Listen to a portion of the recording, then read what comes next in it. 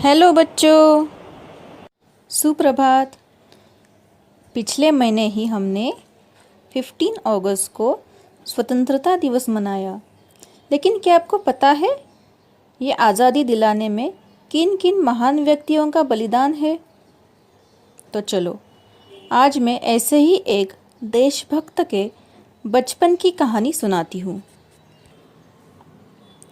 लोकमान्य बाल गंगाधर तिलक बचपन से ही सच्चाई पर अडिग रहते थे। वे स्वयं कठोर अनुशासन का पालन करते थे, परंतु कभी भी किसी की चुगली नहीं करते थे। एक दिन उनकी कक्षा के कुछ छात्रों ने मूंगफली खाकर छिलके फर्श पर बिखेर दिए और पूरी कक्षा में चारों ओर गंदगी फैला दी। कुछ देर बाद जब अध्यापक आए तो कक्षा को गंदा देखकर बहुत नाराज हो गए। उन दिनों अध्यापक बेहद कठोर हुआ करते थे।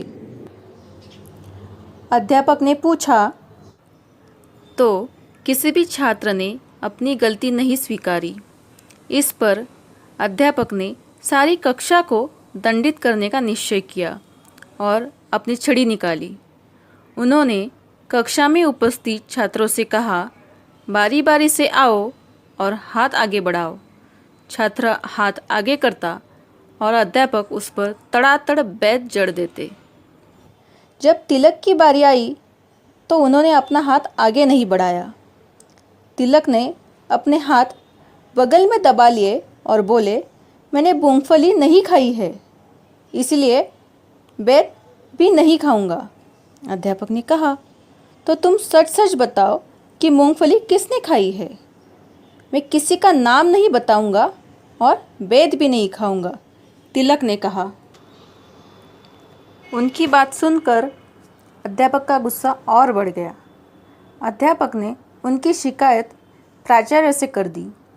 बात तिलक के घर तक पहुंची और उनके पिता को स्कूल में आना पड़ा। तिलक के पिता ने बेटे का समर्थन करते हुए कहा, उसके पास पैसे ही नहीं थे, वह तो मूंगफली खरीद ही नहीं सकता था। पिता के इस उत्तर के फलस्वरूप तिलक को स्कूल से निकाल दिया गया। फिर भी उन्होंने बिना किसी अपराध के दंड स्वीकार नहीं किया। हर तरह के अन्याय का डटकर मुकाबला करने के अपने रूप पर तिलक आजीवन कायम रहे। इसके लिए उन्होंने तरह तरह के कष्ट उठाए, जेल भी गए, लेकिन कभी अन्याय के आगे सिर नहीं झुकाया।